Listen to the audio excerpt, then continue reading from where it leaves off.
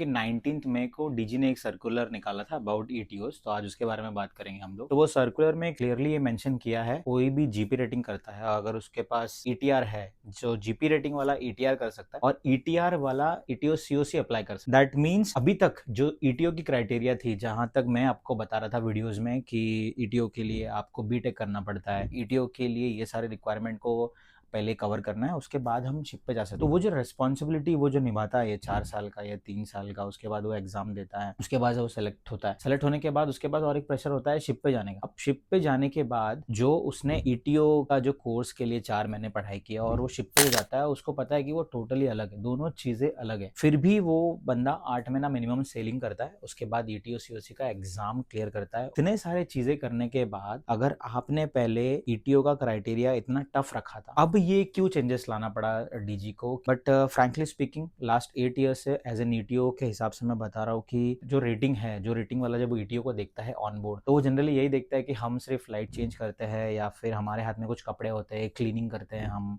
तो उसके पीछे का रीजन वो नहीं जानता ऑब्वियसली। तो मेरे ख्याल से अगर कोई एक रेटिंग वाला बंदा विथ रेलेवेंट एक्सपीरियंस अगर वो ईटीआर निकालता है, दैट डजंट मीन ही और she can be able to handle बड़े बड़े प्रॉब्लम्स को, क्योंकि जनरली वो कभी देखता नहीं है कि कोई बड़े प्रॉब्लम में वो कभी आता नहीं है चेक करने के लिए कि ईटीओ का क्या रोल है उसमें। अभी तक जितने भी ईटीओ है यहाँ पे, सबको पता है कि उसकी खुद की रेस्पॉन्सिबिलिटी क्या है, उसका खुद का टेक्निकल स्किल्स नॉलेज कहाँ पे यूज होता है और कहाँ पे नहीं। तो बत्ती साहब का जो जो रैंक है बत्ती, दैट डजंट मीन खाली वो सिर्फ बत्ती के लिए ही ऑन बोर्ड है। उसके पीछे का रीजन हर एक head of the department, engineer और टेक पता होता है कि ईटीओ की क्या वैल्यू है ऑन बोर्ड। तो मुझे समझ में नहीं आ रहा है कि ये सर्कुलर क्यों निकाला है, but I am against this और मैं चाहता हूँ कि सारे ईटीओ अपनी बातें बोले, अपनी चीजें रखे इस वीडियो के कमेंट में, और ये जो कमेंट्स है वो डीजी तक पहुंचे और वो शायद कुछ तो सोचे हमारे ईटीओ के बारे में।